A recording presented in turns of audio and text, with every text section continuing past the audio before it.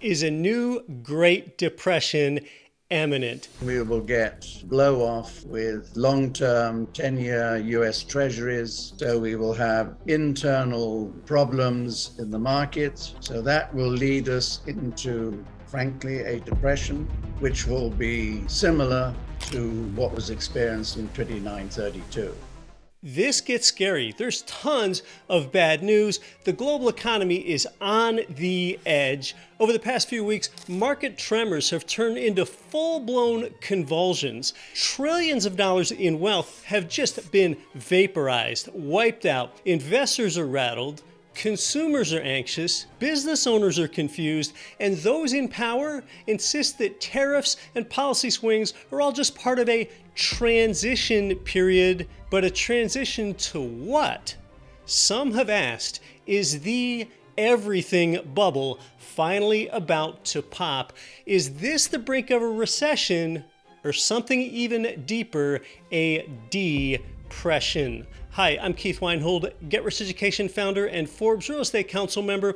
One thing is undeniable. From stocks to crypto, asset prices are in a free fall. Now, I've got some long-term lessons for you today, even if you're watching this years from now, including what a phenomenon like this historically means for the real estate market with a great, rare chart, unlike anything that you've ever seen before, about what really happens to real estate values during an economic recession. But at times like this, the S&P 500 is spiraling downward. I mean, for example, the NASDAQ lost over 15% in just the past few weeks. Well, 20% is what we call an all-out bear market crash. We're close. The so-called Magnificent Seven stocks, Apple, Microsoft, Nvidia, and their peers, they've been battered. Even Bitcoin, the poster child of speculative excess, has cratered. I mean, the carnage is just everywhere. And yet, instead of taking steps to prevent an economic meltdown, there are even more radical policies that could accelerate the crisis. Now, some of the tariffs could help long term, just maybe, but the short-term pain is perceptible, it is real, and you've got to be able to survive it. We've got new tariffs on multiple countries, our biggest trading partners, and you know, if these tariffs, which are really import taxes, if they diminish, well, this has already strained friendships long-term, especially with Canada, and these countries keep retaliating with tariffs of their own. Canada, Mexico, China, and the EU. Government spending is being slashed at the same time. Mass layoffs of federal employees, I mean, that's been underway for a while. This is not just an economic experiment, it is a high-stakes gamble with global consequences. So is it a detox period, or is it an economic freefall? I mean, Treasury Secretary Scott Bessent described this economic shift as a necessary detox period. That's the phrase that he used. According to him, the U.S. must break free from what he calls its addiction to government spending and return to private sector-driven growth. That sounds good, actually. But here's the problem. That addiction has been the lifeblood of the U.S. economy for decades. What happens when the government cuts spending during soaring consumer prices due to trade wars? What happens when businesses hesitate to invest in the face of extreme uncertainty? Well, the bad news is that this tariff whiplash and massive layoffs, it means that businesses can't plan, so what do? Instead, they freeze. Look, just this morning, I talked to the president of a manufacturing company. They make stainless steel tube valves and fittings, and due to all the tariff uncertainty, he's had to set up a reserve account based on what might happen next. All right, well then that's money that's not going into equipment reinvestment or making new hires or even maintenance. What happens when more confidence shatters and markets spiral lower? We might be about to find out. Well, has the recession which is a precursor to any depression already begun. I mean, the warning signs are multiplying, and most ominously, the respected Atlanta Fed tracker is now forecasting a 2.4% contraction in US GDP this quarter. That's a deep drawdown, and 2 negative GDP quarters in a row. That is the very definition of a technical recession. Quick history piece here. In 1930, to try to quell the effects of the Great Depression, tariffs were passed. Do you know how badly that turned out? That was called the Smoot-Hawley Tariff Act. It raised tariffs to try to collect more revenue for the government in the face of depression. It didn't work, and the U.S. sunk deeper into the Great Depression with rampant unemployment, poverty, social unrest, a rise in crime, bank failures, even hunger and malnutrition. All right, well, back to today. Right now, consumer confidence is collapsing. Retail sales are plunging. The bond market is signaling distress. And yet those in power, they just seem oblivious to the magnitude of the risk here. I mean, what if this isn't just a transition? What if it's a start of something far worse? And see, this is just part of what's made investors raise their bets on a recession. The S&P 500 is down like a global trade war has begun. I mean, crypto has fallen like the risk appetite has collapsed. Bond prices are rising like inflation is declining. And experts have priced in a 52% chance of a recession in the next 12 months. 52%. I mean, that's a lot like flipping a coin and just hoping that it lands on good news. Now, here at GRE, we focus on the real estate market. The biggest direct threats are tariffs on lumber and gypsum board. The lumber is used in house framing and trusses. Gypsum board, that just means drywall.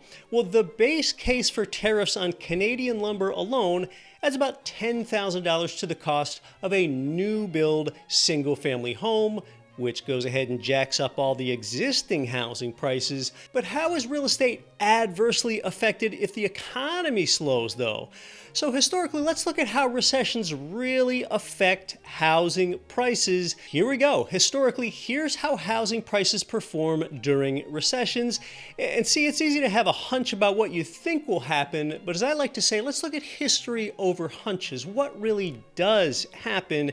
And this goes from our latest recession 5 years ago all the way back to the 1960s. And these figures include both single-family homes and multifamily apartment buildings. So in our 8 recessions since the 1960s, home prices only fell significantly one time. And I'll tell you the reasons for this shortly, but that one time was during the 2008 global financial crisis, which involved more than a recession. It was a deep recession, but there was more, and I've got more vital stuff to tell you here, but feel free to put a like on the video if you like what I put together for you. I really appreciate the thumbs up. Housing was also down more than 12.9% around 2008. Looking closely at the chart, you'll note that it was down 12.9% only during the 18-month recession period. And when I say that 2008 was special because it involved more than a recession, that was a time of housing oversupply, low homeowner equity positions, and a complete mortgage meltdown that was backed by flimsy liar loans. Today, we're in the opposite of all three of those conditions. We have a housing undersupply. Americans have a record $300K plus in protective equity, and mortgage underwriting is stringent. And by the way, I felt what was happening back in 2008. I was right there. I invested in real estate through it. I owned 2 fourplex buildings in 2008, but it didn't feel bad because though my properties were temporarily suppressed in value, which, I mean, that part didn't feel good, my rents and rental demand went up because no banks would give loans to borrowers to buy properties. So I wouldn't want to sell when the buildings were paying me higher than ever in a monthly income. But let's not lose the greater point. What this chart shows, that housing only fell significantly once through 8 recessions, demonstrates the resilience of the housing market. And why is this? Why is housing resilient? See, even if and when times get tough, people still need a place to live, and they will pay for it. They are motivated to make rent and mortgage payments, or else they'll be homeless. Tough times are when consumers get less likely to pay car loans, less likely to make their payments on student loans, and when they default on credit card payments, but people will fight like heck to avoid losing their home. People will pay for food, shelter, and safety.